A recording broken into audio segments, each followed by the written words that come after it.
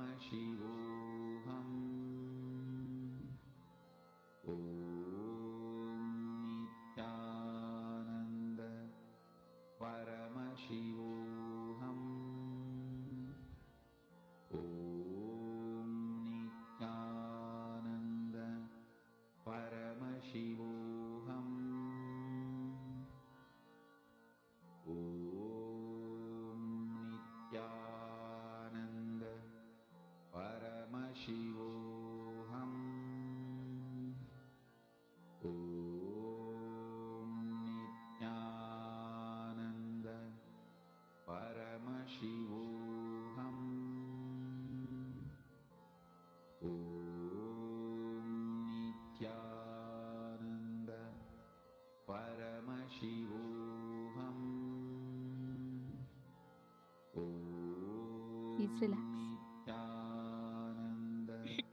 Yes, how many of you have manifested?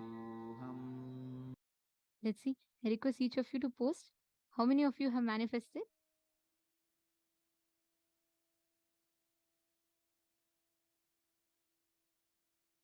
Let's see. Come on. Can I request all the participants to please post?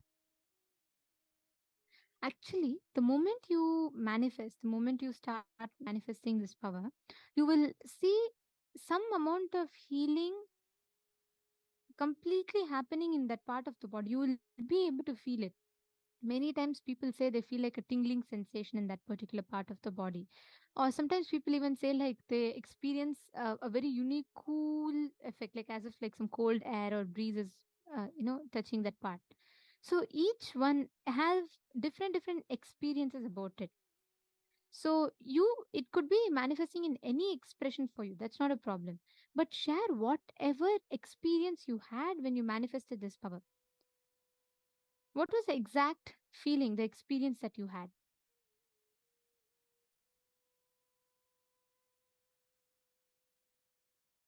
Let's see what each of you have manifested.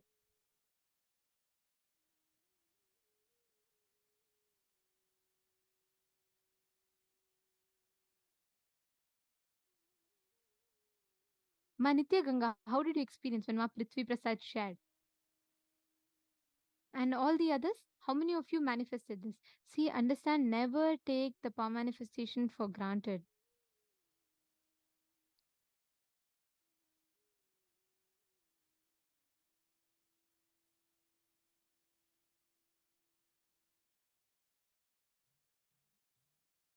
Very nice.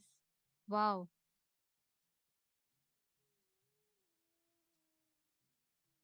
Yes, Ma Priyatma Surupini, that is true. If you make your digestion system strong, you will be able to digest any emotions. That's why the ancient Hindus, they were so strong. They could handle any amount of ups and downs and emotional imbalance that is happening in them.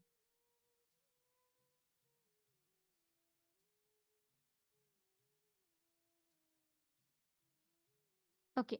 So now we're all going to be entering into the next session of our day, where we're going to be learning about the power of enriching. A very beautiful um, session.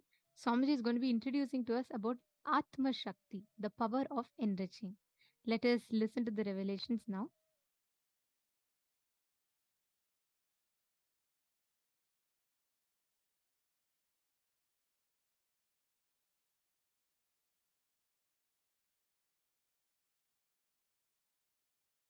Paramashiva's message directly from Sri Kailasa.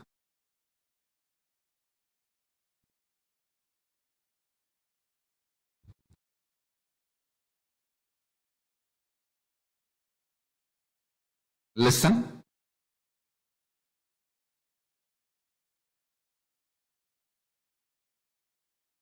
An entity, body, or being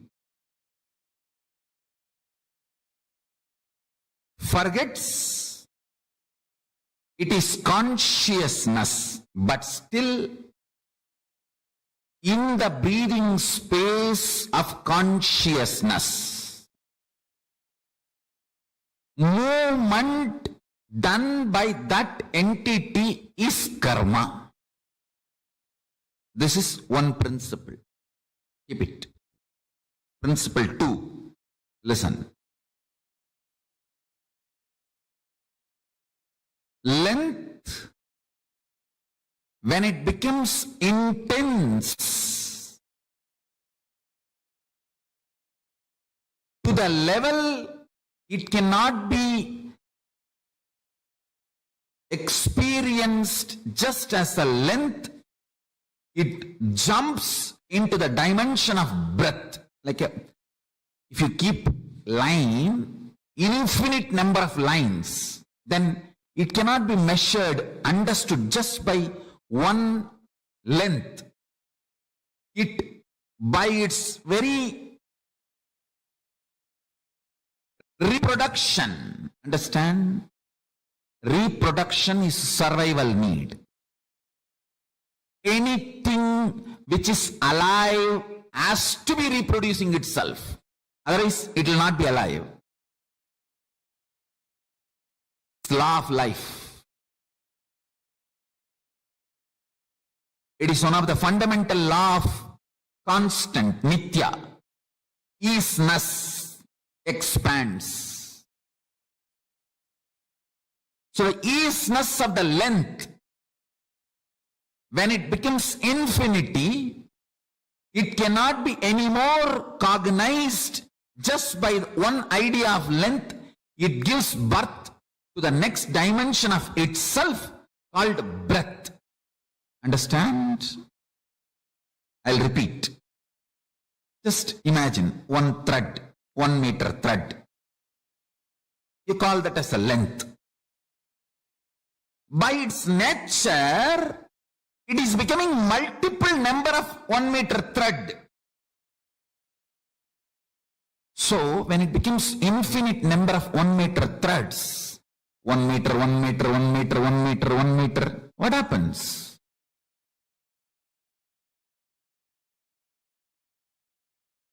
It cannot be measured, cognized, understood anymore by this one dimension called length. So it gives birth to its next dimension, breadth. So all the threads are kept. So now length and breadth is formed. Now, because of its very nature of existence as a survival need, the length and breadth, both of them are continuously giving birth, multiplying. Understand? Even if you are a sannyasi, only when you reproduce more sannyasis, means making more people sannyasis, you are living sannyas life. Otherwise you are not sannyasi. Be very clear. Anything by its survival isness has to reproduce and expand. If you are a man, you are going to reproduce another human being. If you are sannyasi, naturally you will be producing the consciousness of sannyas in so many people's life, and so many will becoming sannyasi. How many become sannyasis is the proof of your integrity to sannyas. Understand? This is law of life. Success for a normal grihastha is what he achieves. For a sannyasi, success is what he inspires others to achieve. So, only if you are intensely making more people sannyasis, you are really in the easiness of sannyas. Otherwise, maybe you will be sannyas, not is sannyasi. See the way I sit giving darshan, that is called Paramashivam Golukkachi.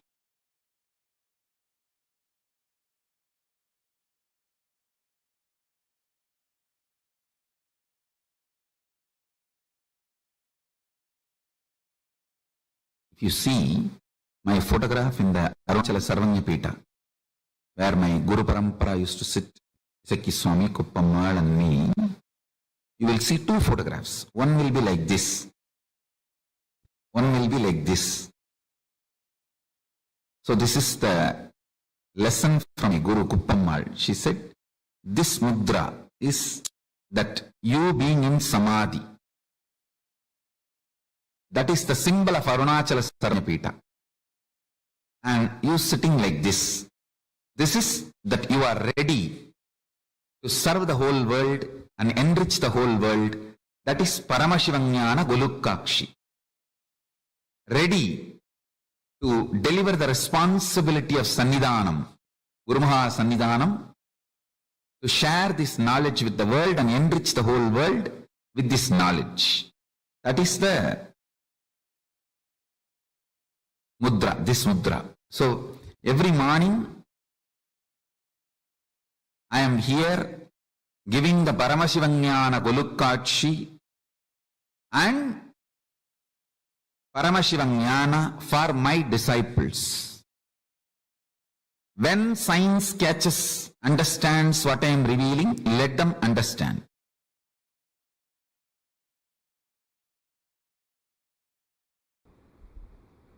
Integrity, only when it is converted into responsibility of enriching, is kept alive and taken to the next level. If you are integrated to morning sleep, only if you teach everyone, please sleep till 10 o'clock, you will be able to maintain your integrity, and you create a sleepers club. And you encourage people to take either legal drug or illegal drug and sleep whole day, morning, day, night, whatever, whenever. You don't have the work of eating, you can continue to be sleeping. Only if you make a theology out of constantly being bored, tired and chronic fatigue, and make it as a philosophy. From theology evolves philosophy, from philosophy evolves religion.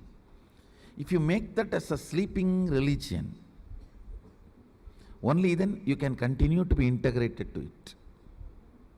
Otherwise, somebody may suddenly come and tell you, hey, morning doing yoga is good for your health, and you may change your attitude, and you may give up on the great religion on which you built your whole life, morning sleep.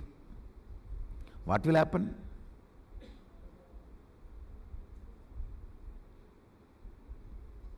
Understand, anything to which you are integrated, only if you take the responsibility to enrich, it continues to exist, it continues to be alive, it takes you to the next level. Love.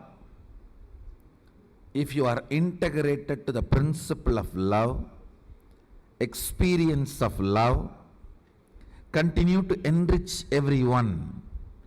Take the responsibility to enrich everyone with that experience of love. You will attract more love.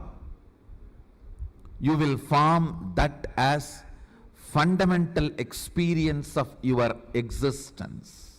Anything, when you are integrated to it and take the responsibility to enrich, it expands and takes you to the next level.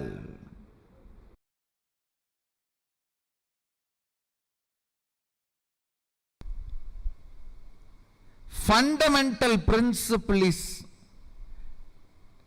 coming to conclusion to enrich and cause.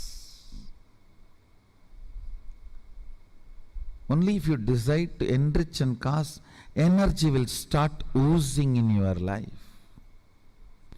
Energy starts oozing in you only when you decide to enrich.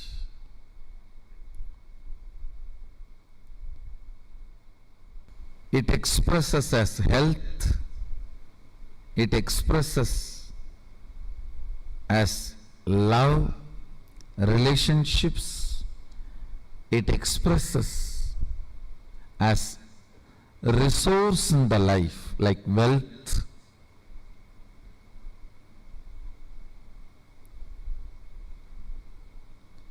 What's the biggest wealth, you know?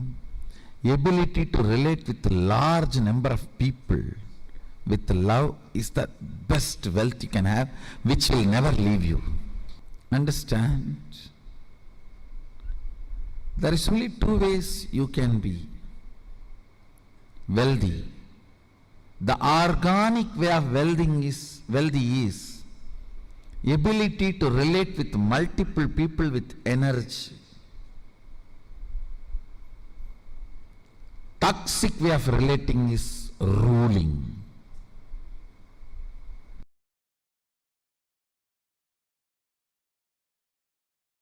See, if you feel best thing in the life, food is the best thing in the life, so you will start sharing food.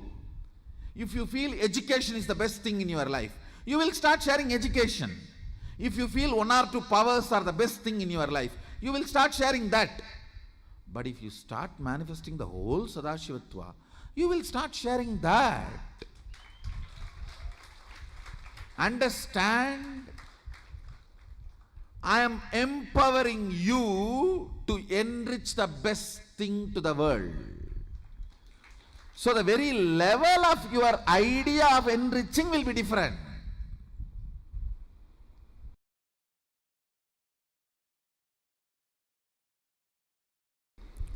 There are some fundamental understandings about the cosmos. You commit to understand that and be integrated to that. That's all. Some of the cosmic principles. No one owns anything.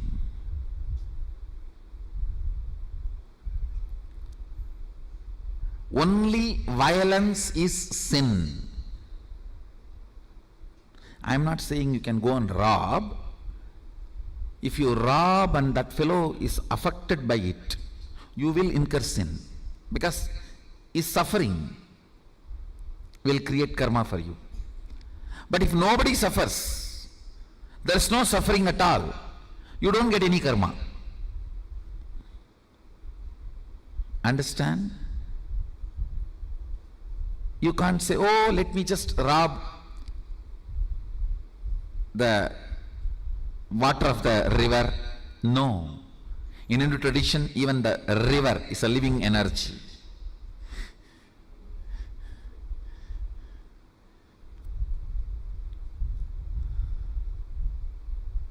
So I am not saying go and rob. All I am trying to tell you is, what is right, what is wrong, you need to know, so you can constantly function based on cosmic principles. Violence is the only sin. Nothing else is a sin. Nothing else is a sin. Anywhere pain is created, only then it is a sin, not otherwise.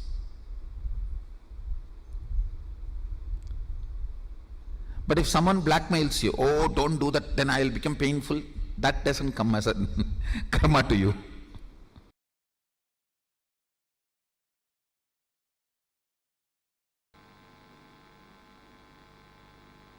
Completion-based lifestyle, I'm telling you.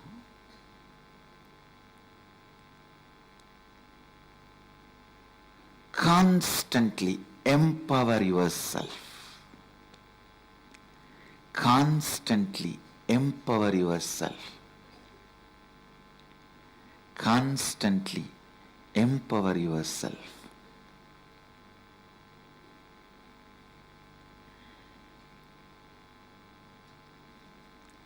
Have power.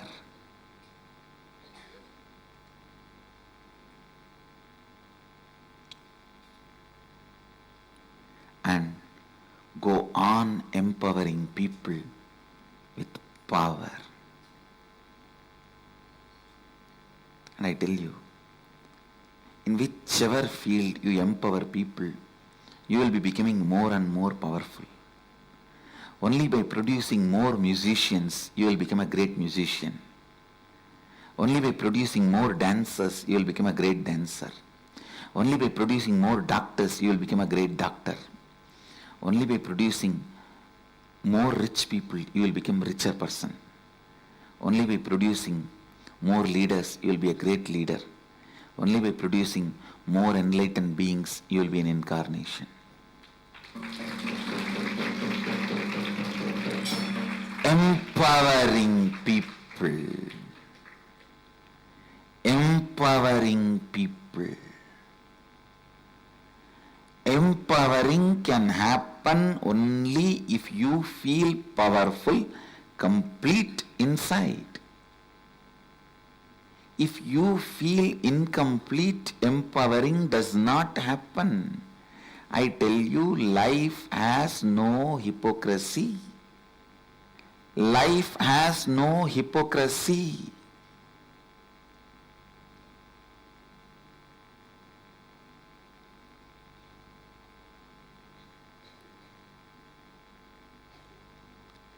Life has no hypocrisy. I think this is the punch statement for all of you today. Meditate, meditate, meditate. Life has no hypocrisy means when you are authentic in empowering people, you will become more powerful. When you are authentic, enriching people, you will be more enriched. No, I'll believe all this, but practically I know if I make him big, he will become big and I will be small. This hypocrisy will only make you smaller and smaller, because life responds authentic way. Life has no hypocrisy. I am telling you,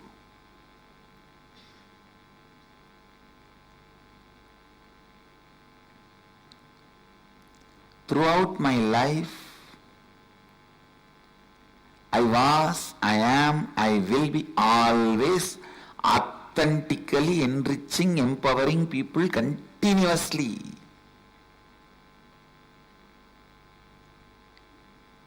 Whatever field you may choose, whatever good things you may have, it can be as simple as one hand rice to as much as the knowledge about different fields.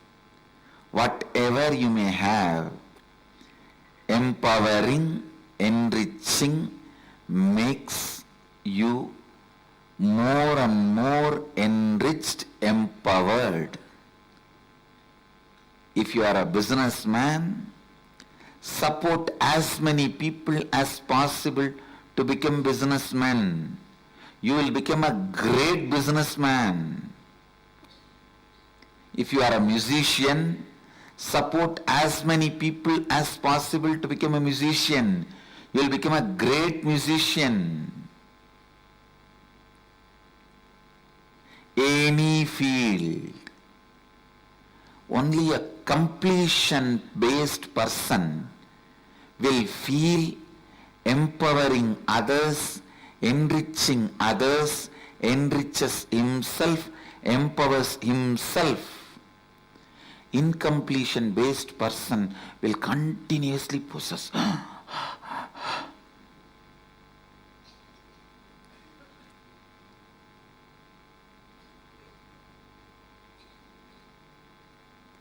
I tell you,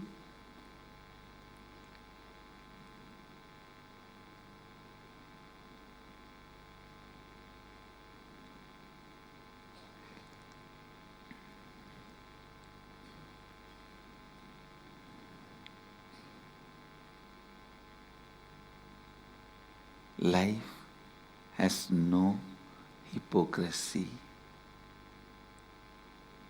Life has no hypocrisy.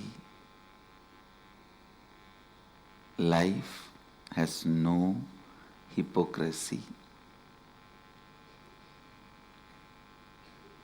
I really wanted all of you, all the devotees, to type this statement at least 11 times in your Facebook as a status and share it with all. Because this key need to be applied in every nook and corner of your life. If I just make this one statement as a cognition, For all my kids, I am done. I am just done.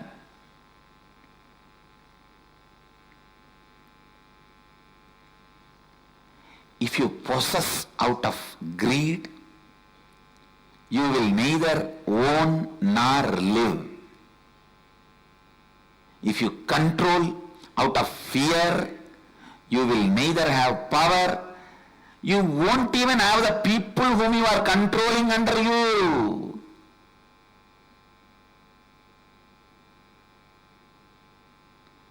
And if you share out of richness, you will have more and more. If you empower out of powerfulness, you will have more and more powers.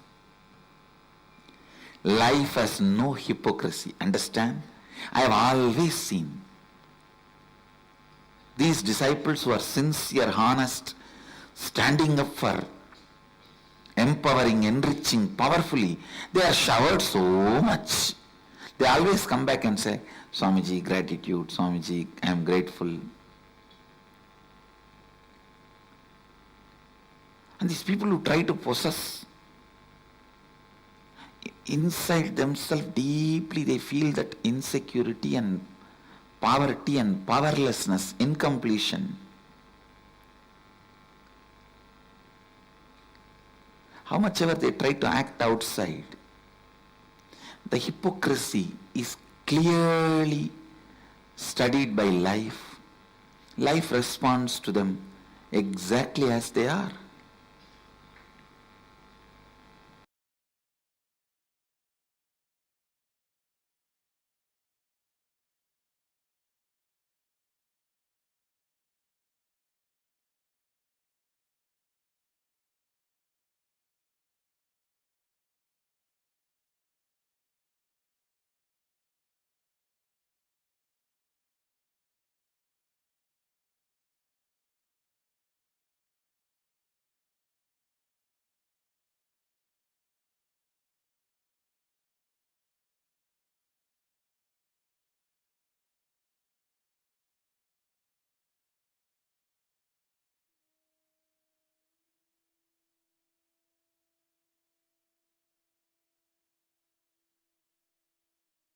Swamiji has so beautifully revealed to us about enriching.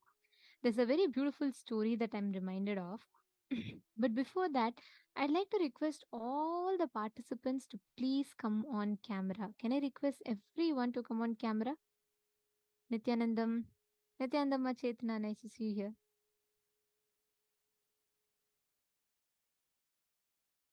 Can I please request everyone to come on camera?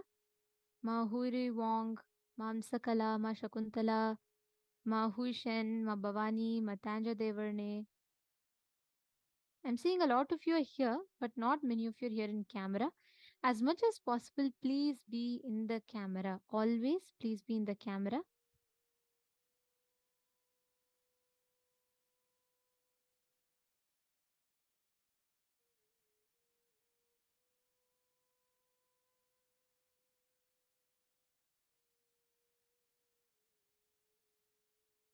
I'm waiting for all the participants to come on camera. Please come on the camera. See, as much as possible through this program, we request all the participants to please be on camera always. The more you're on camera, the more you engage. Understand, no session, even you sharing one post on Facebook, everything is personally micromanaged by Swamiji himself and given to you for you to have the best experience through the whole program. So please do not miss anything. Every single bit of it is given to you for your best experience. I request all Ma Maria, Ma Sherigav, Ma Bobby, Ma Jizang, Ma Priyesha, Ma Jnanapara Shakti, Ma Lulu, Ma Alicia. I request everyone to please come on camera. I'll give you all a few minutes. Please come on camera. And we do have our digital securities periodically doing the check. And when you're not in the camera, they will be having to move you all into the waiting room. I understand it's a 16-hour program, and each of you in between will have to go and you have to do your refreshments and you'll have to get food and all that. That is perfectly fine. You can go and come for that. That's not at all a problem. But as much as possible, please be in the camera. Understand the Naina Diksha is happening throughout. So every time, as much as you are in camera, the way you experience the program, your involvement will naturally increase. And when your involvement increases, naturally your experience will also increase. Okay. There's a very beautiful story of whenever I'm reminded of enriching, this story comes to my head. There are these three friends walking outside, and they see on the other side there's a huge wall. On the other side of the compound, there's a high raised wall, and they all see there's like so much of laughter and such fragrance. Everything is coming from that other side of the wall. So these friends are curious. They're like, what is happening? Where is this blissful sound coming from? And where is this beautiful fragrance coming from? They're curious. So what happens is one of the friend, he decides, okay, let me go climb up and see. The first friend goes up. He looks inside and he sees that there's a beautiful orchard and there's a lot of people enjoying, having fun. There are so many fruits. It's literally like heaven. And the fruits look delicious. That whole place looks beautiful. And it just looks like, if you just go there, you'll be happily there forever. So this friend sees it and he's like startled. He's like, oh God, I need to go here. And he just decides and he takes a jump and he goes into that orchard. Now the other two friends are seeing and they're waiting for him and they don't see the friend return at all. Then they're like, then the second friend says, okay, all right, wait here. I'll go check and come. The second friend goes up and he peeps into the garden and he sees it's a beautiful orchard again. And he sees his first friend is also going there and he's enjoying himself like anything. The second friend decided to go in, but the second friend though had a little bit of no compassion. So he turned towards the third person and said, hey, you know what?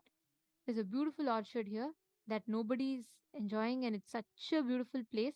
We should not miss. Please come over. I'm jumping in. And he jumps in. The third friend, what he does is he says, oh my God, there's such a huge place there. He goes and sees, like he peeps in, he sees a huge place there and he says, it's such an heaven sitting here and people don't even know this is there and people are not enjoying it. I must do something about it. He comes back down. He goes, gathers all the villagers. He takes them all inside and he enjoys the whole garden. Now, Swamiji says the third person is an incarnation. That is literally what an incarnation does. When he sees or experiences or tastes enlightenment, tastes the divine, he does not just take the jump. He comes back down. He gets all of us and he goes back up to give us that experience. That is what an incarnation does. That is what is enriching.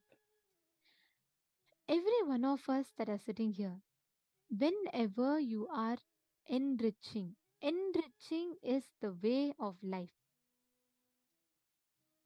Enriching is the only thing that empowers you from within to manifest everything that you want in life. See, from young age, actually, if you see children, right, by their nature, they're very enriching. They're extremely sensitive. They're extremely enriching. They don't harm others. They don't know to lie. They don't know to cheat. But as time goes on, right, we all start building the concept of other. Other is nothing but unconscious, unattended, forgotten part of you. The moment you forget you're the whole, you start separating yourself. You fall from the space of Advaita. You fall from the space of oneness. The moment you start thinking the forgotten parts of you is other, starts the struggle of life. So, all the struggle with the other is nothing but your struggle, your own struggle with the forgotten part of you. That's why Swamiji tells a very beautiful line. Swamiji always tells the first thing is you're not a number for me. There is no vested interest. There is nothing which needs to come from outside to complete me. I mean, these are Swamiji's words. Swamiji says, when I do not look at you as a utility value, when you're not a number, you're a being for me. I attend to you as a being. Because I attend to you as a being, everyone feels their core is attended. This is the from the time anyone that walks into Swamiji's presence, they'll always feel like, oh my God, Swamiji attends to me like so personally. Swamiji tells beautifully that is because Swamiji attends to us from our very core. Enriching is that core of our lives. Enriching makes us experience that very core of who we are. Stepping up your integrity, stepping up your authenticity and responsibility will always blossom into enriching. The third person could have also taken the jump into the orchard. He would have enjoyed himself probably. But something in him made him step back. He came back down and he got everyone together to go up there. That is enriching. That is the power of enriching. Now, to every one of you that are here, today, all of us are receiving this Apyayana Diksha, initiation to enriching. Anybody comes into your breathing space, enrich, enrich, and enrich. You will automatically manifest the best things of your life. That is the trade secret of the cosmos. The more you give, the more you get. It doesn't work the other way around. It doesn't work like, oh, I will give some, let me plan and strategize and give. No. The more you give, how much you give, that much you get. That is the trade secret of the cosmos. If you shower life with love, life showers you back with love. If you shower life with strategies, you feel like, let me grab as much as possible, life will apply the exact same thing back to you. That is why enriching is one of the greatest thing that one can do in their lives.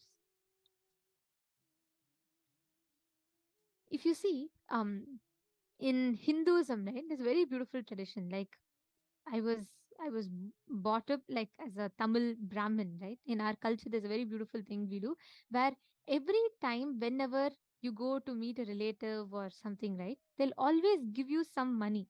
Like they'll give you something. They'll say Vettala Pakku like that. They'll just give you some tambulam, like they'll put and then they'll bless and give you something like that. And from young age, our inherently our lifestyle Hinduism beautifully trains us to give. We always express our love by giving. If you are happy about something, you go and give, you go and donate to the temple, you go and do something. That's how it's always been. Because Hinduism fundamentally flourishes out of this one context of enriching, giving, giving, and giving, sharing. Understand, many of us in today's world, the first thing, any relationship, anything, it is always taught from the perspective of insecurity. That's why today divorce rates are going high.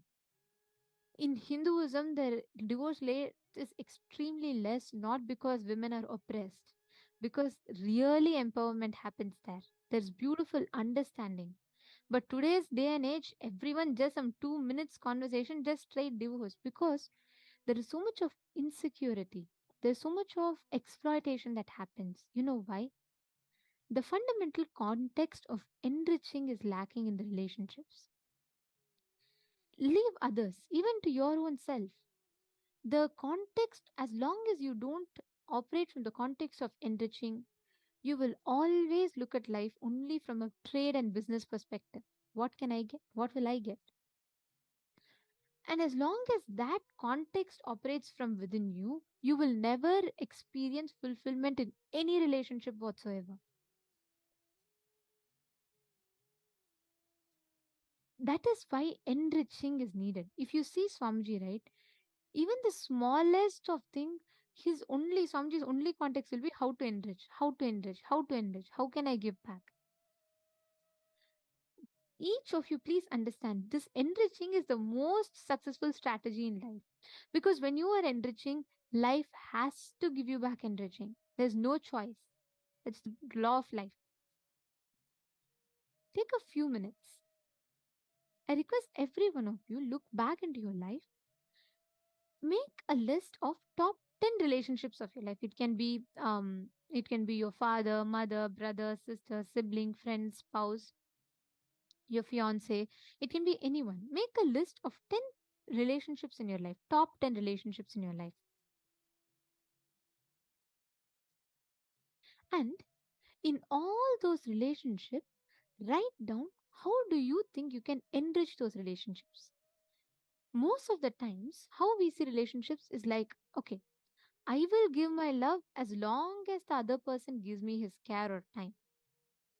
See, honestly, tell me, how many of you feel like that?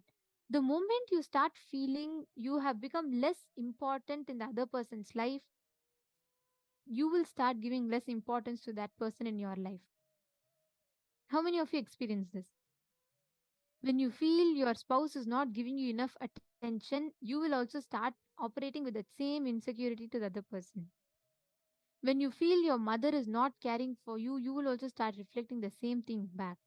Understand, unfortunate but true, even the most unconditional relationships that we think we are in, we all only do it from a trait perspective. It is not the other person's mistake. Even we operate like that. So it's both ways because the society functions like that. If you just change the perspective of your life, if you just understand in each relationship, it's okay. Even if the other person might be immature, they might be still demanding more and more from you, it is okay. You take the step to enrich. Enriching starts from you. If you take one step from your side, you will see how other relationships will connect with you so beautifully and so deeply. I have a very, very beautiful experience to share regarding this. But firstly, I'd like to request every one of you to please write down. Write down top 10 relationships and write down how you can enrich them. The moment I tell story, I see all eyes coming to the camera and sitting up. So I'm going to tell you all the story after you all finish the exercise. Please sit, first pen down. In each of the relationships, write down what do you think are the new ways in which you can enrich those relationships. Even if it means like making helping them, supporting them to do yoga, or reminding them for their life's purpose, whatever ways, write down.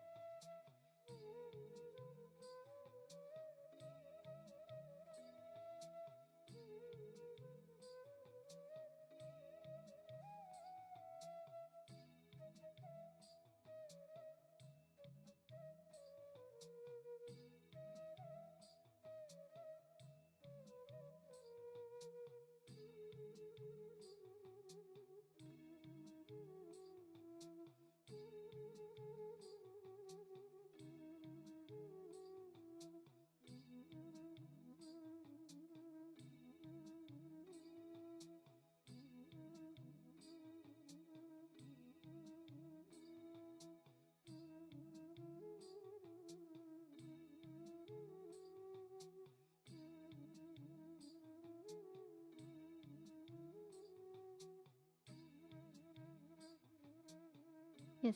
How many of you have finished writing?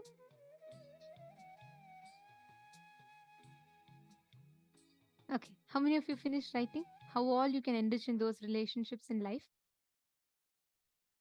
See, because most of the times we do it more like a business trade, right? We spend so much time trying to think or see about how you can do and what you can get out of those relationships. We almost always forget to see how we can add to those relationships. Even that adding context comes from most more of a like a guilt like space. Oh God, I have not ever thought about them, so let me also do something from them. It is not about victimhood, nor it is about grabbing. It is about enriching. Why do you want to enrich? Because you want to enrich. Whenever life presented even the most cruelest of situations to Swamiji only operated from the context of enriching. One of the most moving incidents for me, for the science of enriching, like how Swamiji stands by the principle of enriching, is when during the whole attack and illegal persecution, there was once um, the police officers had come for an they had come to illegally arrest Swamiji without an this thing. There was no complaint or anything, and they had come to arrest Swamiji. Imagine one of the most cruelest situations that could happen. At that time, when the police officer who had come to arrest Swamiji, he had a like a disc problem or something, and because of the travel, he had back pain.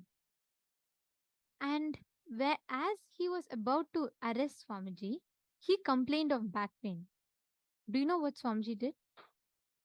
We would have been like, what back pain? Let your whole body pain and you collapse. That's what our way of conversation would have been.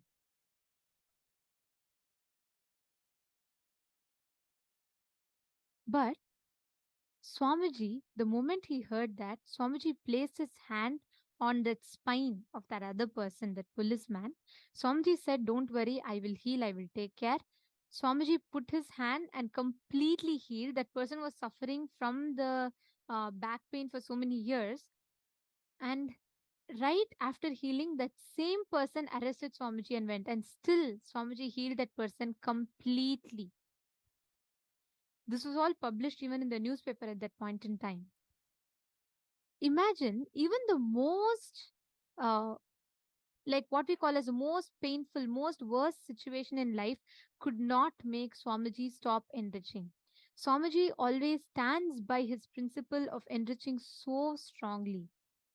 He always is enriching. No matter what happens, Swamiji enriches, enriches, and enriches. That's the principle that Swamiji stands by.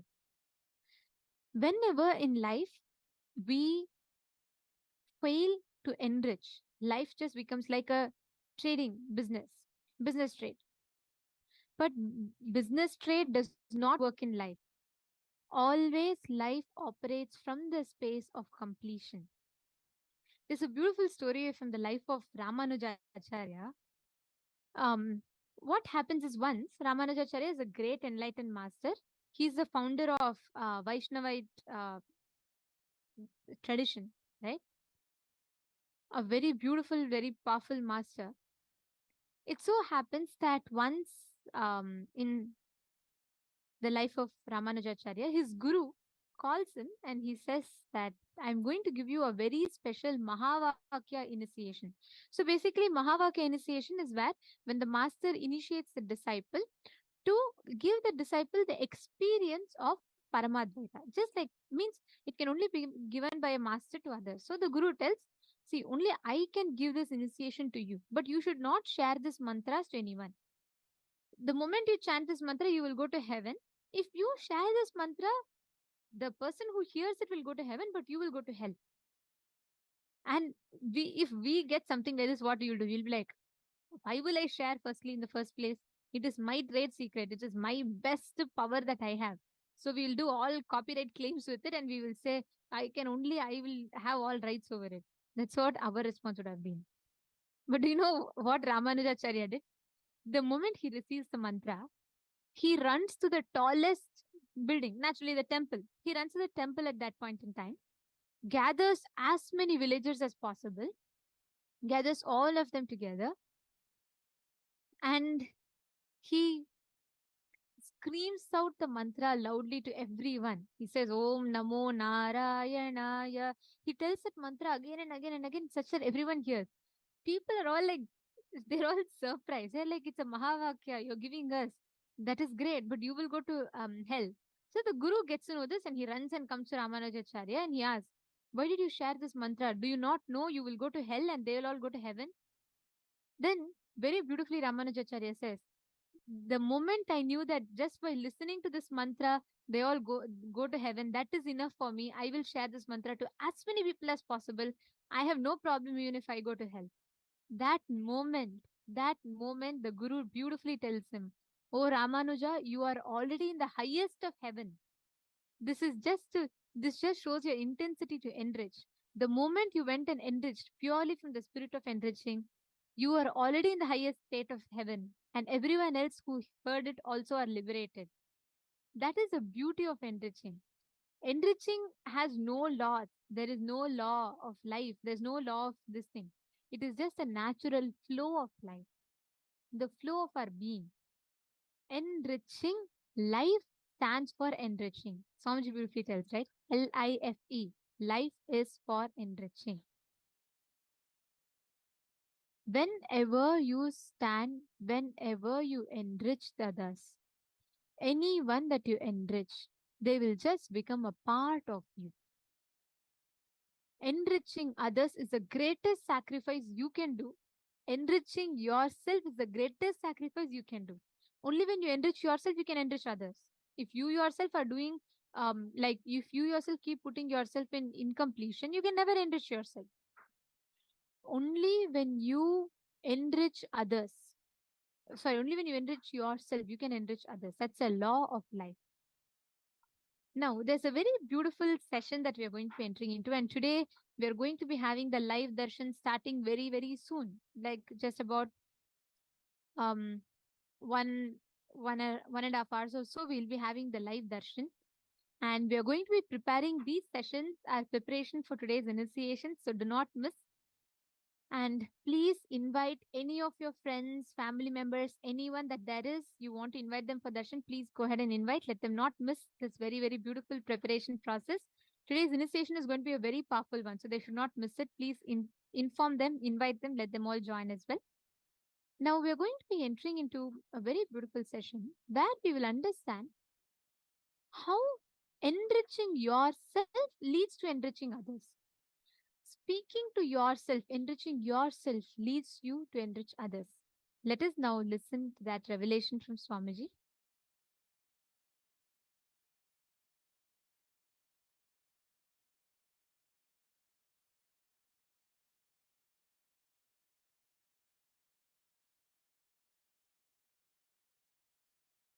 Inner space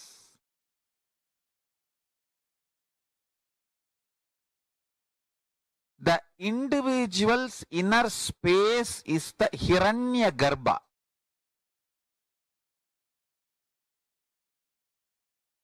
For individual's life to manifest.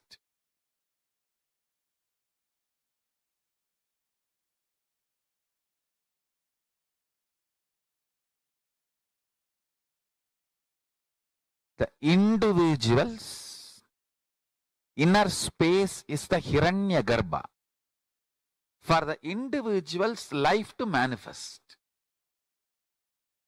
Hiranyagarbha means the golden womb from which the universe manifests. Same way our inner space is the golden womb, Hiranyagarbha, for us to manifest our lives.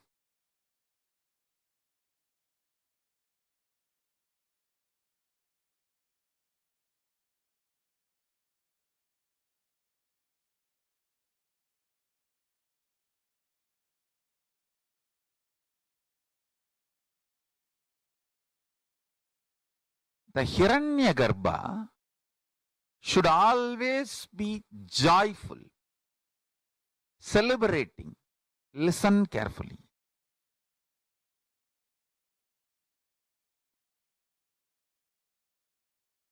Poor are those who get affected by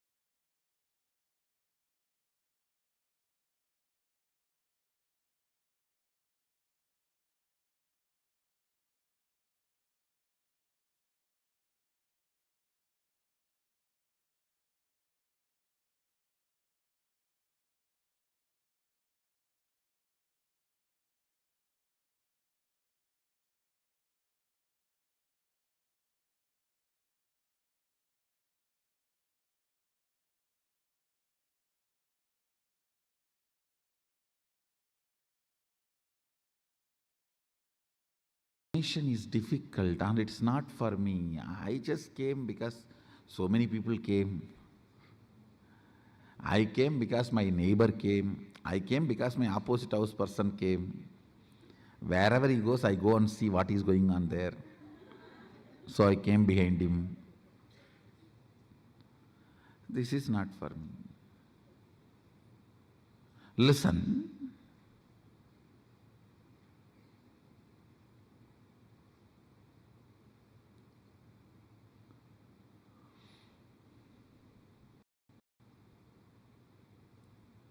You come to the conclusion transformation is not for you because you tried stupid, foolish methodologies. If you try to pull your shoes and fly, you may try 3 times, 4 times. After that, even if the private jet, flying is not for me, I already tried. I tried 10 times, it is not happening. Pulling your shoes and trying to fly, getting into the private jet and flying, both are totally different. Understand, word may be same, but action is not. So trying to blow your nose and do some kriya, jiknak, chakbuk, some technique teaching, and you tried transformation. And now when I say transformation is easy through cognition, you're saying, no, I tried all these many years. I am a lifetime seeker. No, I'm really surprised. People are having a big title and they are even cute and feeling proud about it. I am a lifetime seeker. Are a lifetime sick means is a proud?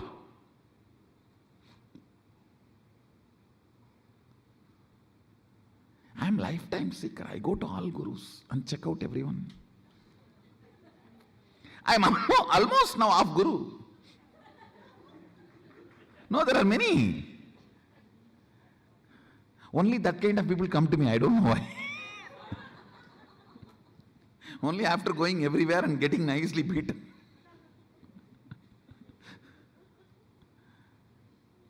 Understand. If you have not transformed, if you have not achieved what you got, don't blame you, blame the methodology and the fellow who taught you. Get rid of them completely.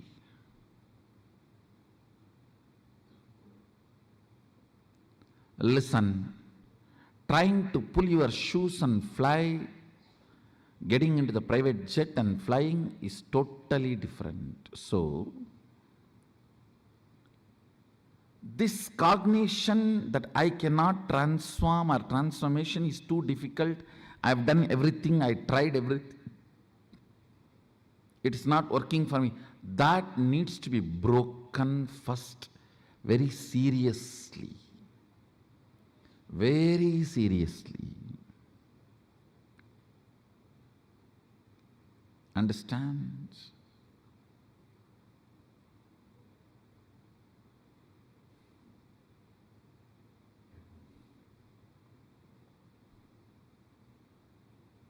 Very seriously, it needs to be broken.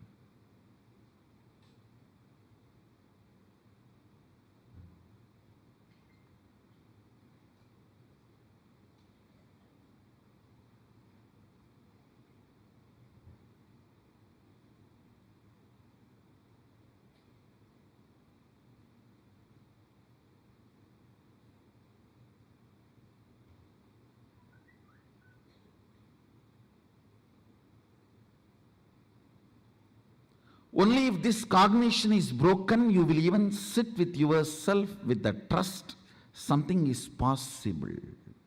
Second important thing, your cognitions are built by you. Good news is, because you built it, you can alter it. Because you built it, you can alter it. For various reasons, you come to various conclusions. without having the complete vision. Understand? Recently I read a newspaper article. This anti-Hindu newspaper in Tamil Nadu, they have written an article that anybody builds temple in Tiruvannamalai will go to jail. Oh God. There are 1,000 temples in Tiruvannamalai. Now I saw the foolish logic, how they are trying to establish a theory. They said, from Tiruvannamalai, 8th kilometer, one person built one temple. His brother-in-law, son-in-laws, daughter-in-laws, elder sister went to jail. Then near Tiruvannamalai, one person built a temple. His great-grandfather's distant cousins, brothers, sons, one out a payan went to jail.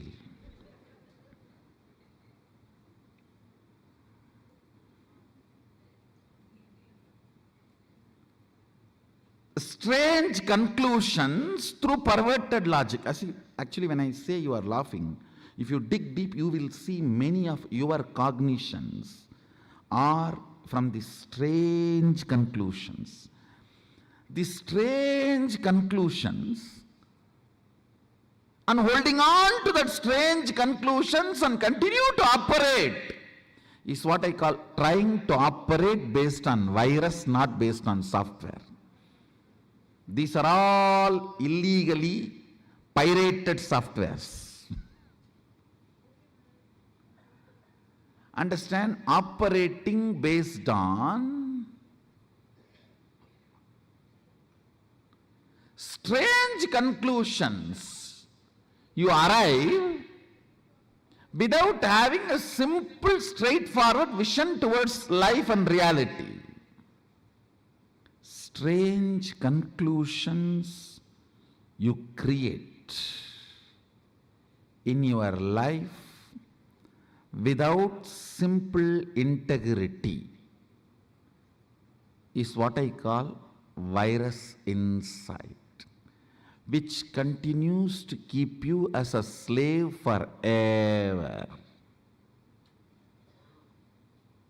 This is the straightforward, most practical solution. You need to understand almost 99% of your conclusions, the cognitions you carry about you, life, strange stupidity. If I wear the black dress, today the whole day will be bad. How you came to conclusion? If I see somebody in the morning wearing black dress, the whole day will be bad. How you came to the conclusion? Coming to strange conclusions and operating to strengthen those conclusions in your life. Understand what I am talking? I am giving a very superficial examples. I can go deeper. Go deeper. When your body is in good energy, after a cup of coffee, how you think and perceive, how your cognitions are. When you are tired, bored, body is tired, how your cognitions and perceptions are. See, your cognitions, your irritations, your inspiration or boredom is not logical. It is just a cup of coffee. It is just few chemicals and hormones.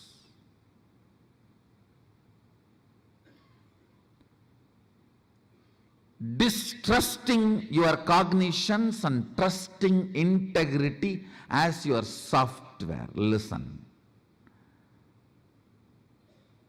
Just disowning all your cognitions, deciding to catch up with the integrity. Integrity means I am defining.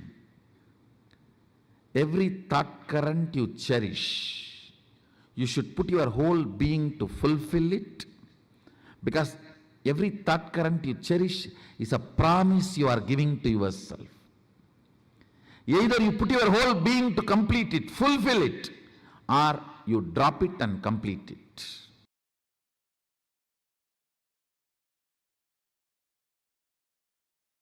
Thought currents cherished inside makes your muscles build. Thought currents cherished inside makes your body and mind. Thought currents cherished inside awakens your enlightenment. Thought currents cherished inside brings extreme strength or weakness. Listen carefully. Thought currents cherished inside either makes you powerful or powerless. All my balasans should take this lesson. Two things. First, do not engage with negative, abusive conversations internally or externally. Protect yourself from abusers and abusive languages. The ideas of impossibility is a sin. Extreme enthusiasm. I was a poet, painter, sculptor. I used to do all this, playing with multiple balls and knives and bottles. Don't play with knives, but you can play with balls. I used to play with 10 balls. In English, I think they call it juggling.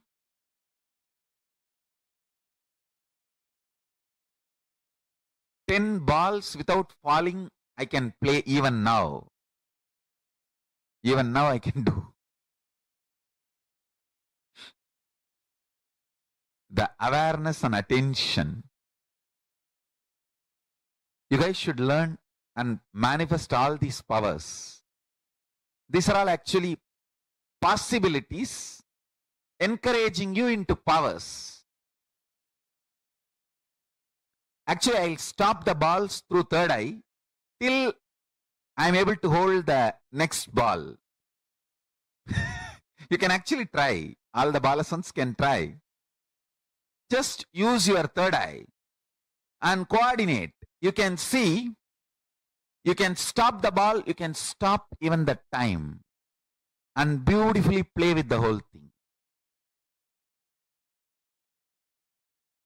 And I tell you, use powerful words. Watch my satsangs more and more. Use powerful words more and more. Write poetries. Paint. Sculpt. Make deities. Manifest all your possibilities.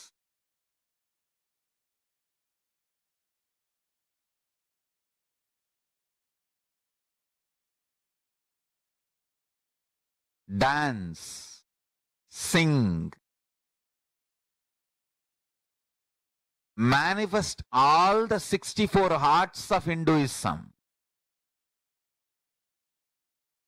I always used to have a bow and arrow and practice archery.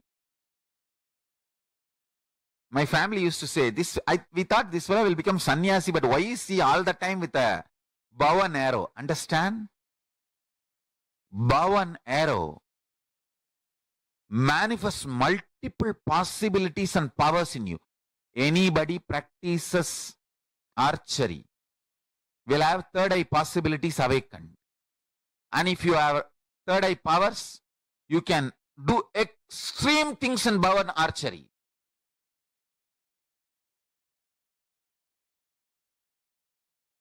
With third eye powers, try to play bow and arrows. Try to play with archery. You can do extreme things.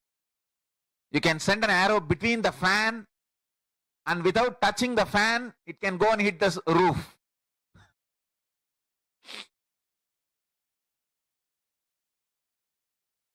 Through third eye, you can just stop the fan and send the arrow between the fan wings to the roof.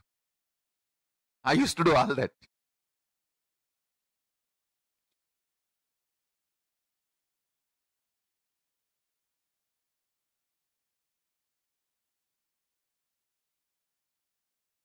Arunagiri Ishvara taught me this power of Mahima Lahima, becoming heavy.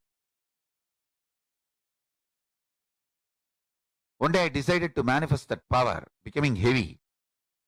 With my padukas, when I started walking with that power inside the home started shaking. My grandmother got frightened. She jumped out of the bed and, oh God, I don't know what is happening. The home is shaking.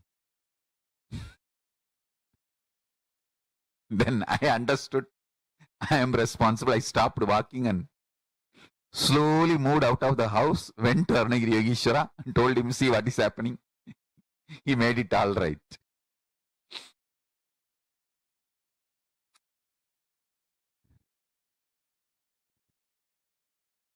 I tell you guys, be extremely energetic, active, use positive words. Stop abusive words entering inside you. Stop negativity entering inside you. Be hyperactive.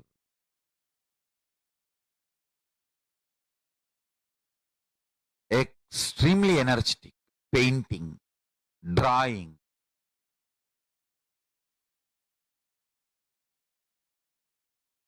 sculpting,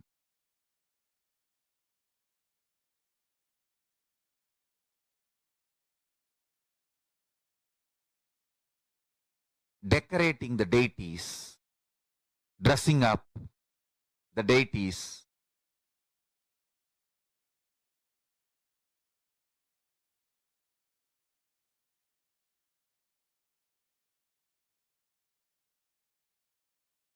all the 64 arts you should start manifesting.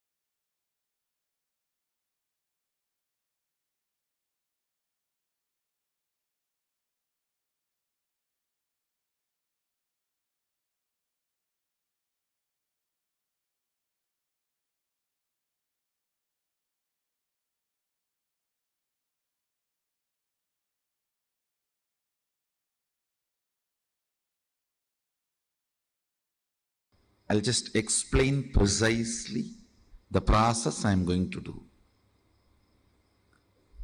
From the time you are born, your whole past, listen, from your date of birth until this moment, your whole past has left its imprint on your internal organs. Are you all clear about this statement? From the time your body is born, I should not even say date of birth. From the time your mother conceived you, from that moment till now, your whole past is stored. Its imprint is recorded in your internal organs. And from the time you remembered yourself as an individual consciousness, means from the time of amoeba till now, your whole life past, not this birth's past, whole life's past is stored in your intra-organ. Understand the first statement? First statement, from the time your body is conceived in this birth till this moment, your past is recorded in your internal organs. From the time your very life happened, means fish birth, or the time you remembered your individual consciousness as a single cell amoeba, or as a fish, or as a tortoise, from the time life happened in you, from that moment till now, all the impacts of all your past births is in your intra-organ, intra-organ. That's what we call Sanchita, the whole collection.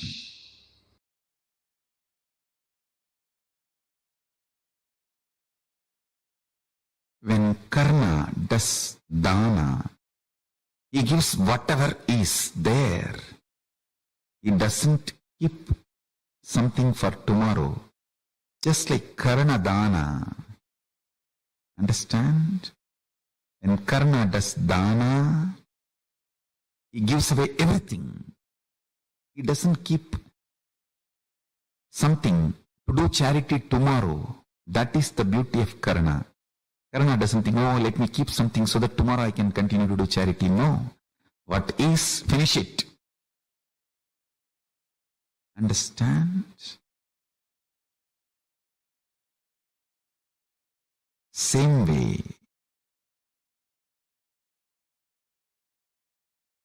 if you declare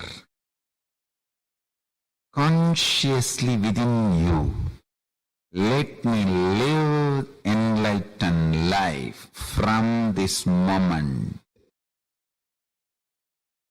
all the unconscious patterns and negativity you developed loses power over you. Understand? For example, if you declare, let me become pure vegetarian from this moment, all the toxins you developed in your system due to non-vegetarian food melts away. Only if you fail and start taking non-vegetarian food again, those patterns come back. Otherwise, they get pushed into Sanchita, means the bank of karma.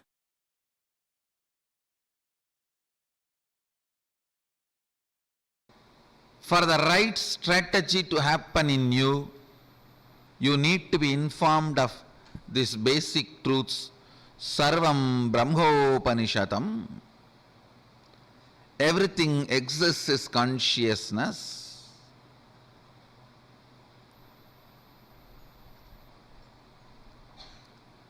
Everything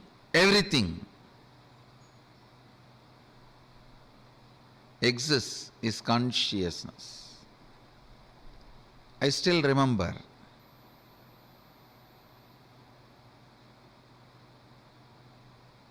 I was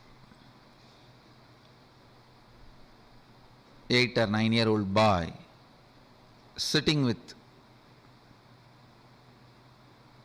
two of my gurus.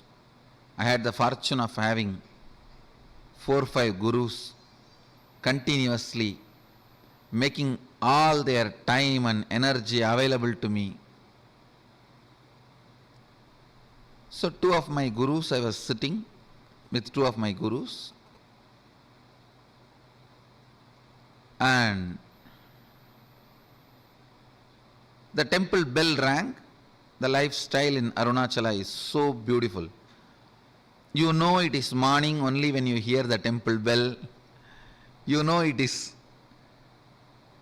breakfast time by listening the crackers in the temple. Every puja, there will be temple crackers. All the 6 pujas, there will be temple crackers. Only listening to that sound we know the time. So the temple bell rang, means Nevedyam. The food is being offered to Sadashiva. Both my gurus immediately looked at me and said, go and bring the prasadam. After the Nevedyam is done, it will be given to all the devotees. It will be shared with all the devotees. They both were sitting in one corner and asked me, go and bring. I went to the place where they distribute the prasadam and waited. Puja was over. The rituals got completed and they started serving. And I stretched my hand and the priest gave one share. It's like one share itself will be almost like half a kg rice. In one big leaf they'll give. And then the pujari was telling, the pujari saw before going to the puja that I was sitting with both my gurus, and the pujari is very greatly devoted, highly devoted to both the gurus. So the pujari saw and told me, hey, take 2 more for them also, they are sitting. Take 1 for you, take 2 more for them. I was a little reluctant because one of the boy and girl who were my classmates are standing in the queue next to me. They laugh at me, taking so much, all for one person. So for this purpose only you are sitting in the temple whole day. That's the way they usually make fun of kids. So, and I know already they are gazing at me in the mood of making fun. I felt little pride. I am from a big family, and again I have been told from beginning that you are from big family and you have to behave yourself like that in the public. So I told the pujari, no need, this is enough, and I brought the Nevedyam to both my gurus. They asked, hey, where is our share? Did the pujari not give? As if they both eat. Actually, both the fellows doesn't eat anything. Very rarely they will touch and put 2-3 grains in the mouth and give it to other people who are sitting with them. And I said, no, you don't eat. You eat rarely. This is more than enough for all 3 of us. They asked, no, did that pujari give or not? I said, yes, he gave. He wanted to give. He asked me, take 2 more to both the swamis. Then they asked, why did you refuse? No, behind me, my classmates are standing. They will make fun of me that I am taking so much. Am I going to eat so much? And for this food only I am in the temple. They will tease me. I don't want to get teased by them, so I brought only my portion. Till this moment they were very casual, laughing, smiling. Immediately I saw Kuppamal staring at my eyes and saying, go to their shop street and beg and bring the food. That's the word she uttered. They both own a shop This means their father owns a shop, the same street where my father also owns a shop, and the whole street is literally ruled by my grandfather. He is the head of that whole association. So I always walk in that street with the pride. I'm a grandson of this guy, you know. And all the shop owners are either family or friends. So any shop we enter and eat anything, whether it is jaggery or dal or anything in any of the shops is free, and we'll directly go and sit. And in village actually we know literally everyone's name, and it's a different lifestyle. But in that same street I have to beg now. All will make fun. What happened to your grandfather and his wealth? They will ask all questions and they will tell my grandfather. That is the next problem. That your grandson is begging in the street, why you are not giving food for him? Of course, one good thing I had, I think this is the greatest boon Sadashiva gave, just obeying the Guruvak. I think that's the greatest wealth I brought with me, I tell you. The future may think, future may describe various things as my main contribution. Some may say my Gurukul is my contribution, and some may say the science of manifesting powers is my great contribution. Some may say science of enlightenment is my great contribution. But I tell you, the greatest thing I brought, which was useful for me, is surrender to the Guruvak.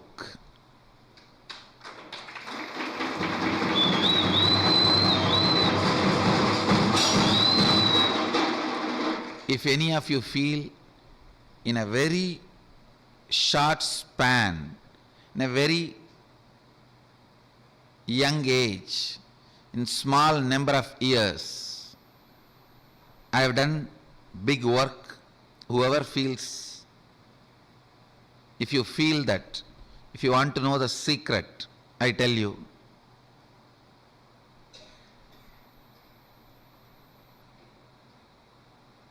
complete surrender to the Guruvak, to the letter and spirit,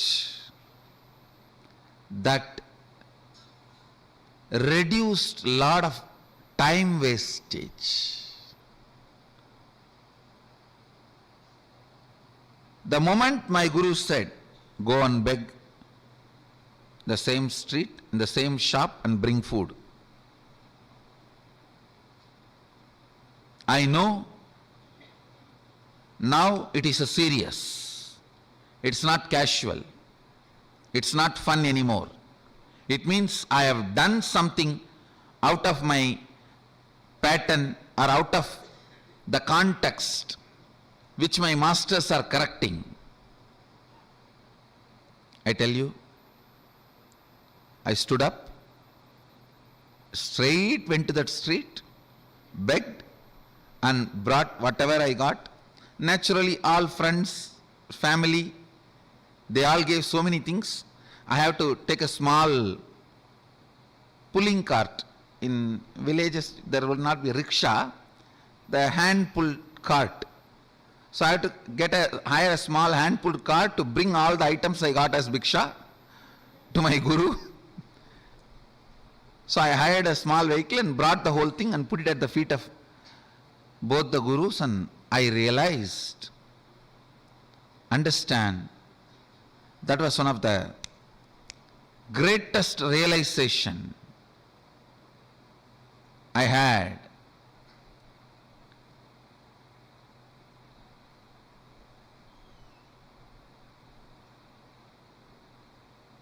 I should not be bothered about imaginary opinions of others. I tell you, the liberation that happened at that moment is still now useful for me.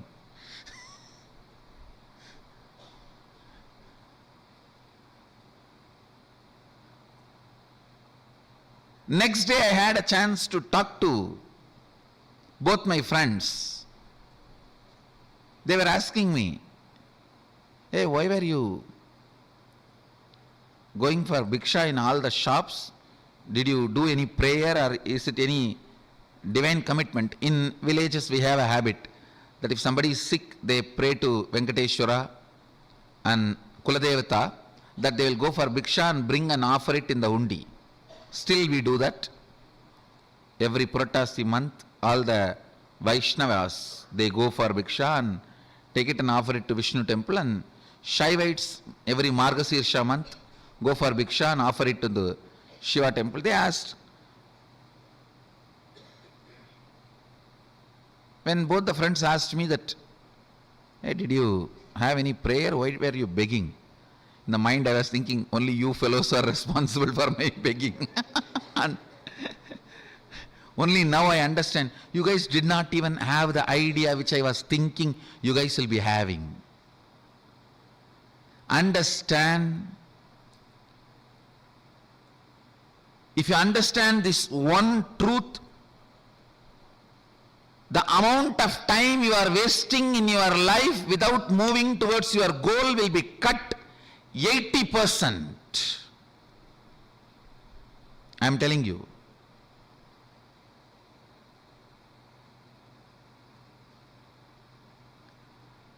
My idea that this is what they will be thinking, even though they are not thinking, and even if they are thinking, that should not be postponing or pushing my decisions and my actions, but imagining this is what they will be thinking and not doing what I am supposed to do. Please understand, this is one of the most powerful, sickening patterns in which all of us are stuck. Sickening pattern. Yes, if I worked on completion, I myself would have got out of that pattern, but when I am 50, fortunately, I had that implicit surrender to Guruvak. It only took 50 minutes for me to get out.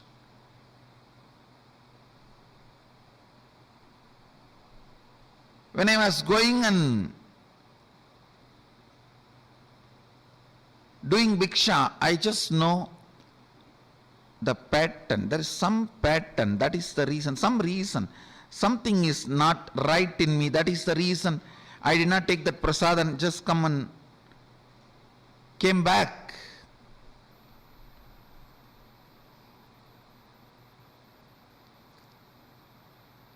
Not taking the temple prasad and coming back is too small act. It's not a big thing. And if they just shout from where they are sitting, the priest himself will bring and give it. Because it was only audible distance. They were sitting inside the temple only. They could have shouted, hey, get the Nivedyam, and he would have came and given. The act is too small, but they know the reason is too bad.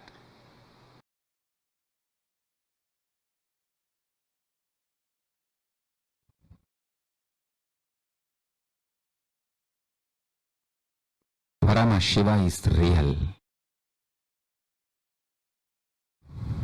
He himself came as Arunagiri Yogeshwara and gave himself in oneness to Nithyananda Paramashivam. And Nithyananda Paramashivam is giving that to me. Just these 3 cognitions, and simple attachment.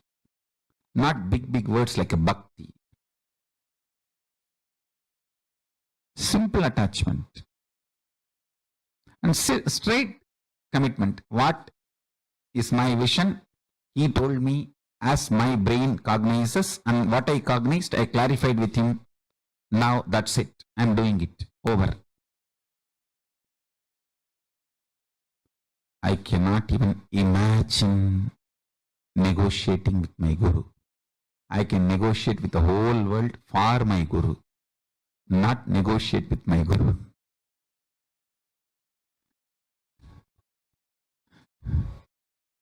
That is what I call simple integrity.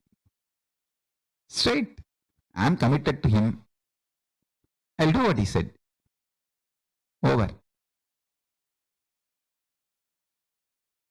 No question of negotiating.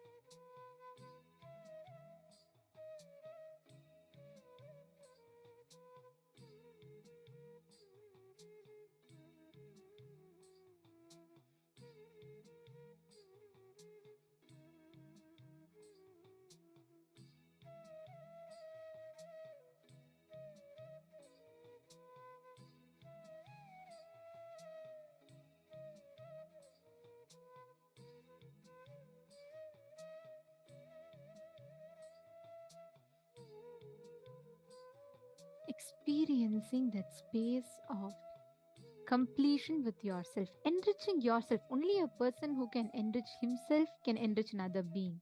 Only a person who can talk to himself can talk to another being. That is a space of enriching. That is a space of Purnatva. That is a space of completion. Swamiji gave such a powerful technique in the last two sessions, where Swamiji explained, revealed to all of us, when you just start talking to yourself, you will be enriched. The moment you enrich yourself, you will start enriching others or those around you.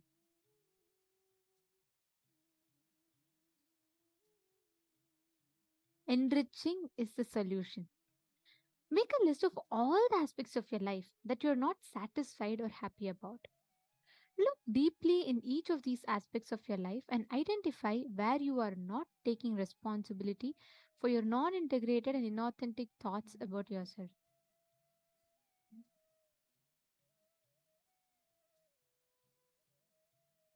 Just look and attend to those parts. Bring integrity to each and every part of them.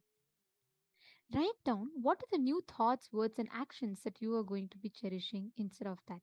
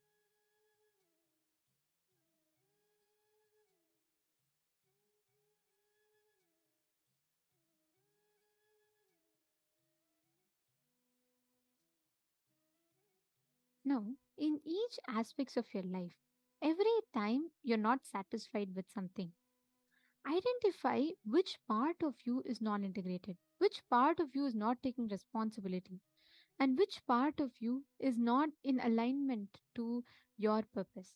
Every time there are non integrated and inauthentic thoughts, the words and actions that are present in these aspects of your life, you will be putting yourself through the same chaos again and again and again. All you need to do is just bring awareness with integrity, authenticity, responsibility to those aspects of your life. And you will see how the enriching will automatically start happening. Just with enriching, you will be able to manifest all the best things in your life.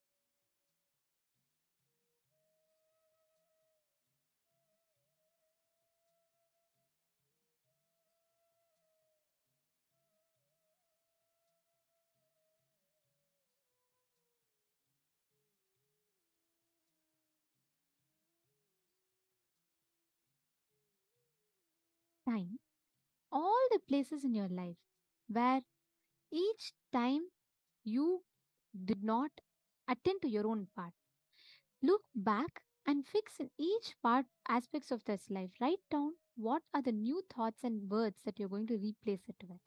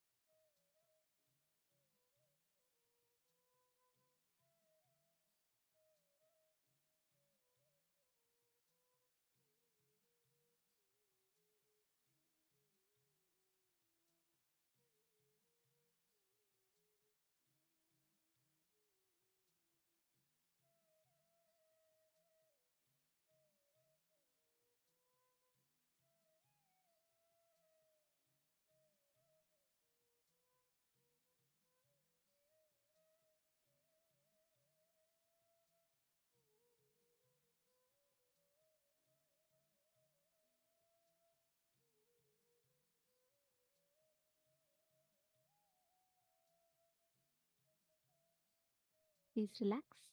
Okay, so now it is time for all of us to enter into the preparation for the darshan.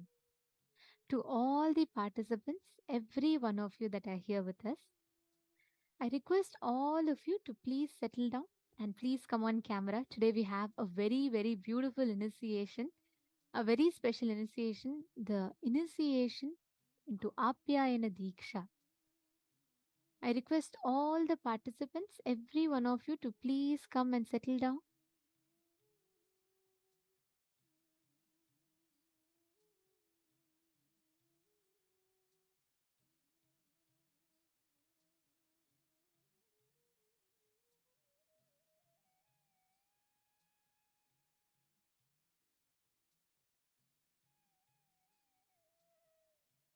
Please settle down, sit straight. Actually, darshan is one of the most profound, one of the most beautiful happening. Just by experiencing that space, just by manifesting that space of oneness, just by seeing the avatar, we get to experience that space of oneness. I request all the participants, every one of you, to please sit straight.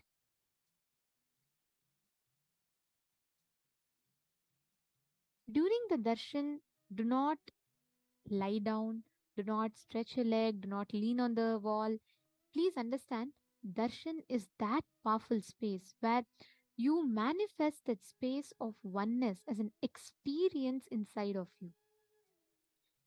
Today, all of us are having the darshan of Bhikshadana Murti, the form of Paramashiva, where he manifests to remove the karmas of all the rishis, liberate them, and give them enlightenment itself. This is one of the most beautiful forms of Paramashiva, wherein he manifests to bestow the rishis, the Sapta rishis, with enlightenment. Just when you sit in the darshan, right? Just merely by being in the presence of the avatar, you will experience that powerfulness manifesting through you. You will experience that intense awakening of Kundalini. You will experience the manifestation of enlightenment itself. And especially today, we all have the Apyayana Diksha. And in today's initiation, Swamiji is going to be liberating us from all the karmas that we have. And Swamiji is going to be blessing us, bestowing us with the ultimate space of enriching your Yes. ability How to many of enrich you? yourself and others. Yes. How many of you learned what karma is today? You all understood such a powerful revelation Swamiji had given to us about what karma is, and Swamiji had explained to us about how we are stuck in the karma chakra, right? How many of you feel like, yes, I really want to break free from those thought currents that I'm stuck in? What are all the clicks that each of you have?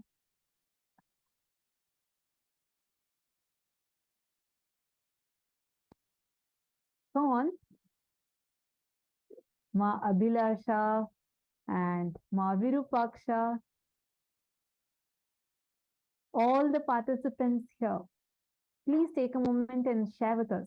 What is it karma? How many of you here felt like, yes, I don't want to be stuck with these thought currents which are stopping me from being able to experience my life to the fullest? Because today, those patterns are what Swamiji is going to be removing from us. One of the mind-blowing revelations from Swamiji that I really, really love is this definition of karma that Swamiji has given.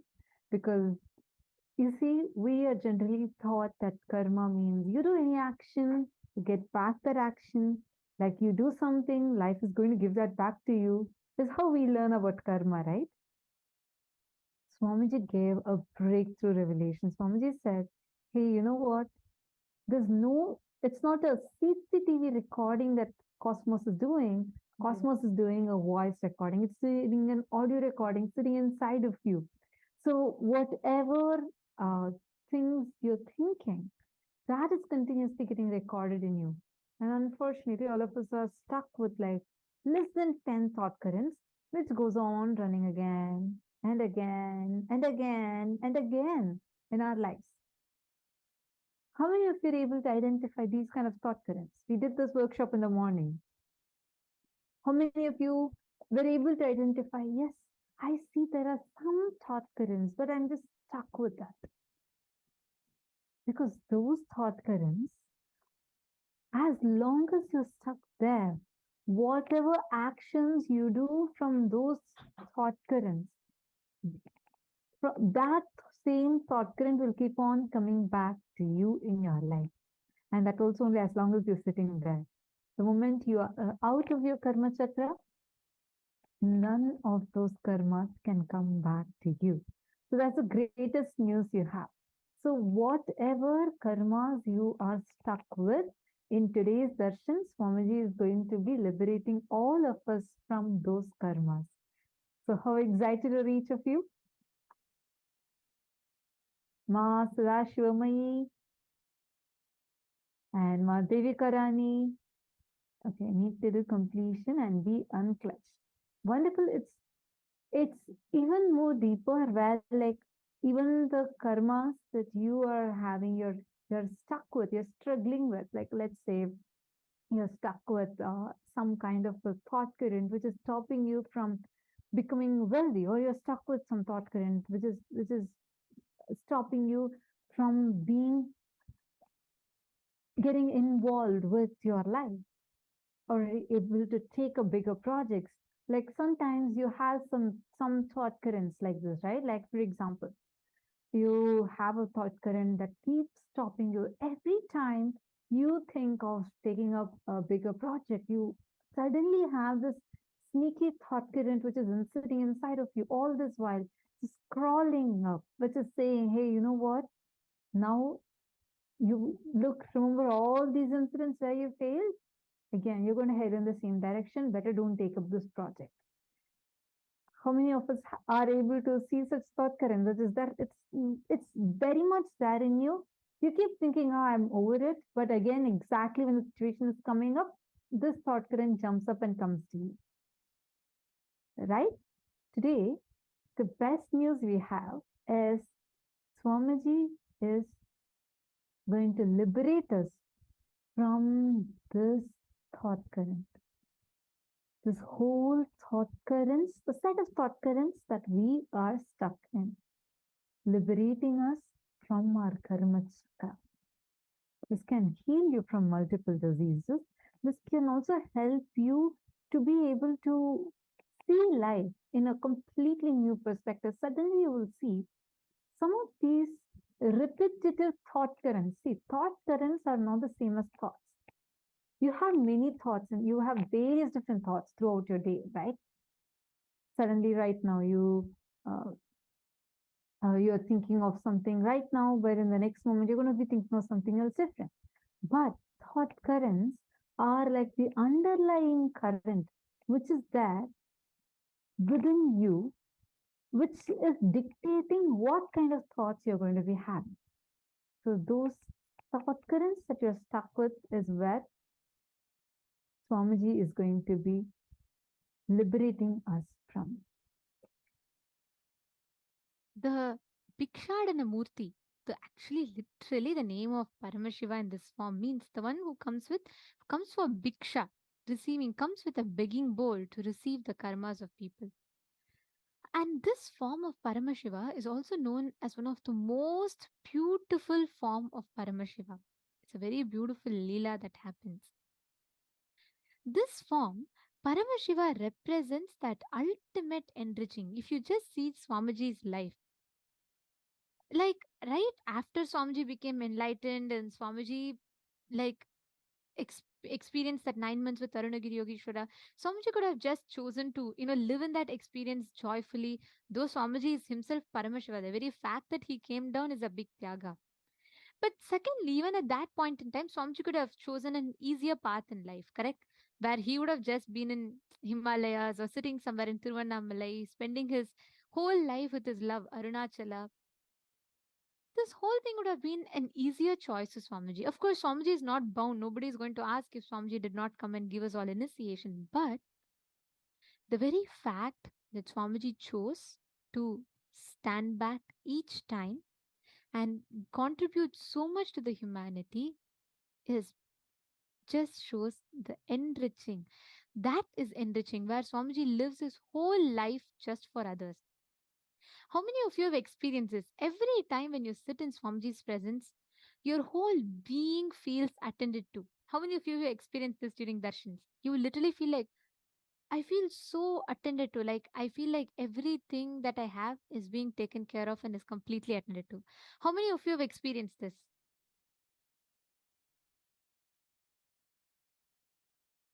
Yes, I see a big me. I know this is each of our experience, right? You know what is a secret? Swamiji beautifully tells in one of the previous sessions, Swamiji revealed, right? Swamiji said the only thing Swamiji does is when he is listening to us, his whole being is listening to us. When Swamiji talks to us, there is nothing that we can add to Swamiji. He is talking to us just out of the sheer compassion and love. That's all. It is that reason, because Swamiji is really enriching, even just spending one moment with Swamiji fulfills our whole being. That's why many times I'll ask, everyone will tell yes for this. How many of you, especially if you have had the physical darshans with Swamiji, you will write a long list. You'll prepare a long list inside your head. I have to ask for house. I have to ask for good relationship. I have to ask for good health. I have to ask for money to come. I have to ask for a job increment. We all make like a huge list. And as we go nearer in the stage, like for those of you that have experienced this all of you will be able to relate to it, right? As we go on top of the stage, closer and closer, we'll just forget everything. By the time we sit in front of Swamiji, we will just forget even what we wanted to ask. Most of the times, we'll just end up asking Swamiji, I just want to be with you, right? Because just being in that presence fulfills our being so much. That is why darshan is one of the most powerful process, where Swamiji makes himself available to us so much, so accessible. Just by being in the presence of Swamiji, just going next to Swamiji, walking up the stage, sitting in front of Swamiji itself fulfills our being so much. That is a speciality of darshan. That is exactly what happens, not just darshan, any moment when you walk in front of Swamiji. Because his very being is enriching, constantly enriching and enriching. And that is the exact initiation that we are all going to be receiving today, the Apyayana Diksha. And for the initiation, I request all of you to keep a white thread, like we had announced yesterday. Please bring your white thread, which is like dipped in turmeric powder, cotton thread. Please bring a cotton thread. And you're going to be keeping it in front of the camera. As soon as Swamiji tells, you will be tying it in your left wrist, or yeah, in your left wrist, you will be tying it. Where Swamiji beautifully explains why we tie this thread is because every time your heart beats, your life is pulsating, it will remind you to enrich. It will remind you that your life is for enriching. That is why it is called Apyayana Diksha, the initiation to enrich. Understanding?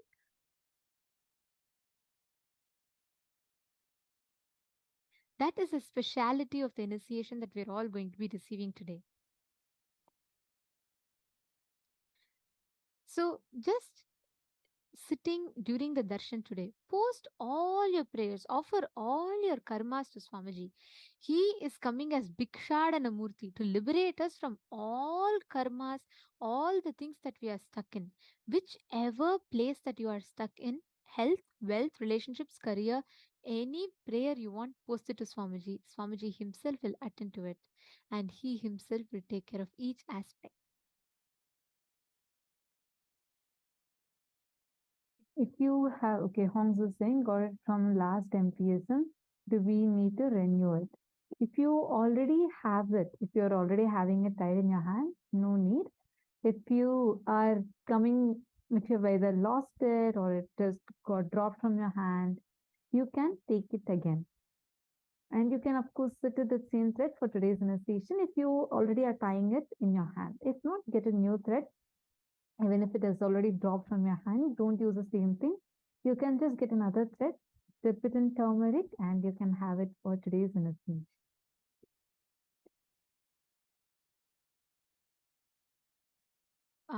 Bhikshadana that we're all having darshan of today is a very beautiful form. He graces with Chaturbhuja, like four hands. He carries Damaru, the Trishula, Brahma Kapala. He feeds, it's a very beautiful thing, right? On one hand, he receives the Bhiksha, his very form represents that. And on the other hand, he will be feeding that to all the Pashu Pakshis and all the sentient beings. His form represents ultimate enriching. He destroys all the karmas just by receiving them. Just by coming as Bhikshadana, he liberates all of them. And he himself, Mahadeva himself, Bhikshadana himself, walks the earth to remove everyone's karmas, burns all the karmas, the thought currents that each of them are stuck in, and liberates us. Like Swamiji explained today, any place that you are stuck in is a karma. Anywhere you are stuck in life is a karma. And today, Swamiji will be liberating us from that karma chakra itself.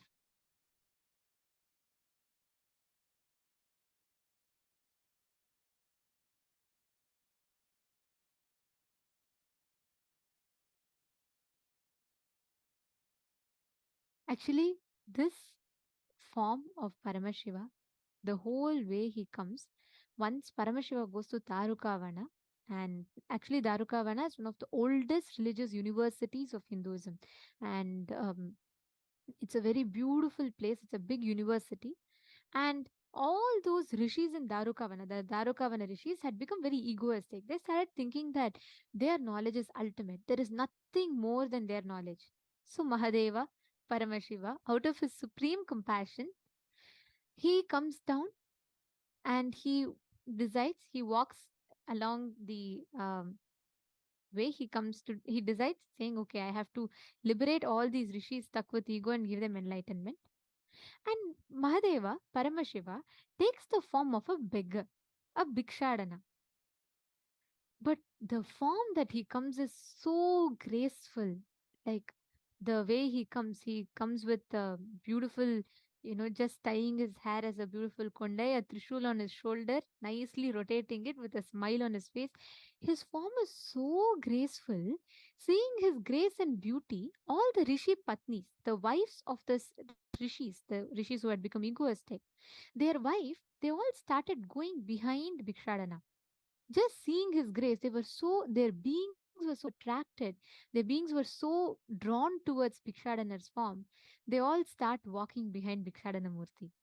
And all these rishis, they completely lost their face, their ego, their pride, that whole thing they lost. And the moment their ego got touched, they all got triggered even more. And all these women who went behind Mahadeva, they were they were so devoted, they were so much in love with Mahadeva that they all were melting in love with him. And they were all unable to tolerate the distance between themselves and Paramashiva. They just wanted to merge into Paramashiva and experience him completely. Like the story beautifully goes, like literally, even physically, they started losing their weights. They were yearning so much. They started losing their weight, and their bangles and all dropped from their hands. And the mekhala, the hip belt, everything dropped because they started becoming so lean. They were missing Paramashiva so much. They realized he himself has come down. They just wanted to merge along with your whole being with Mahadeva. So, seeing this, these rishis, blinded by their ego and arrogance, they get so angry and they declare that, they get angry towards their wife. They curse their wife, saying that you guys will be born in a merchant community in the city of Madurai. And all the Rishi Patnis, they were like, all right, you do whatever you want. We have Paramashiva, so we'll go and ask Paramashiva for the remedy. And Paramashiva beautifully plays the whole Leela. It's The actually moment the he form. How many of you have seen the form of Dakshinamurti? Yeah, we all have seen the form of Dakshinamurti and the way how he holds fire, he holds Damaru. I see my Madeline waving. Yes, actually, this is the whole story. So he comes and the rishis try to destroy him. They actually are shaken. They're seeing one man just wearing a loin cloth and coming with a begging bowl. He's coming, but the grace he exudes. The Rishi Patnis forget the Rishis, forget their world, forget everything, and just run behind this young sadhu who has come. And the way just seeing Paramashiva, all of them just melt. These rishis that are sitting who have gotten stuck with the arrogance and ignorance, they start creating delusional things, like they create a delusional elephant, delusional fire, like they create a fire trying to destroy Paramashiva. Paramashiva just sees that fire comes and becomes, he just takes and starts playing with the fire. And then they create a huge damaru to create the sound which is so frightening and can destroy anyone. And Paramashiva takes that also and starts playing with it. Then they try to send a deer to destroy him. Paramashiva just takes the deer and it nicely comes and sits on his hand.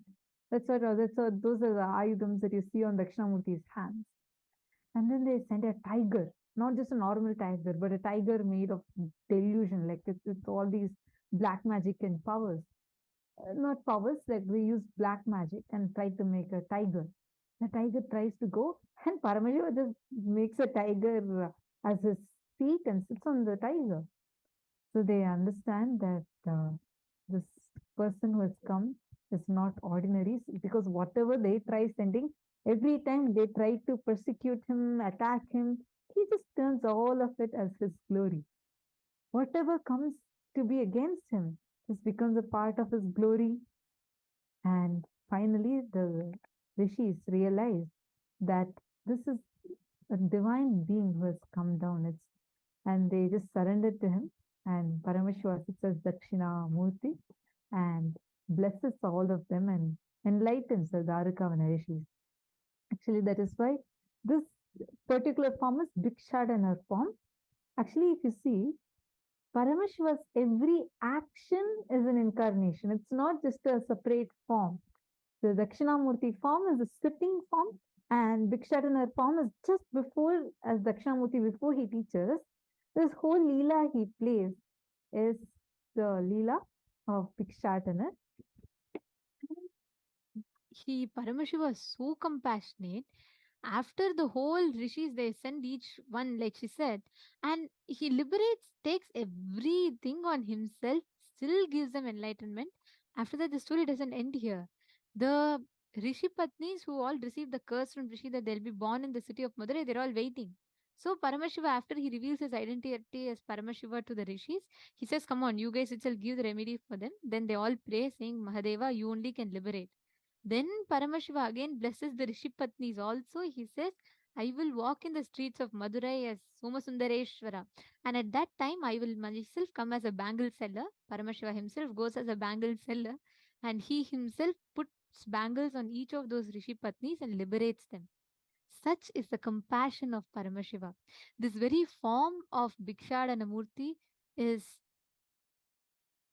the whole the way this very form of Bhikshadana is that enriching, ultimate enriching.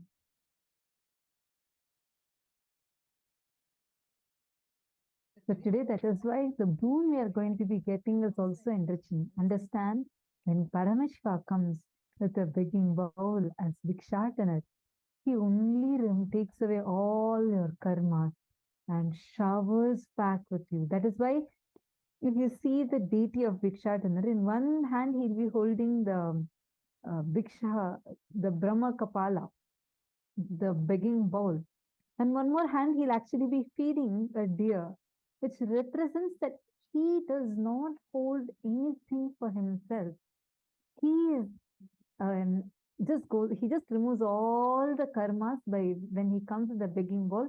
He just takes away all our karmas and showers us, showers us with so many boons and all auspiciousness. And that is the very form in which today we are going to be receiving the darshan in. We will all chant the Dhyana Shloka of this most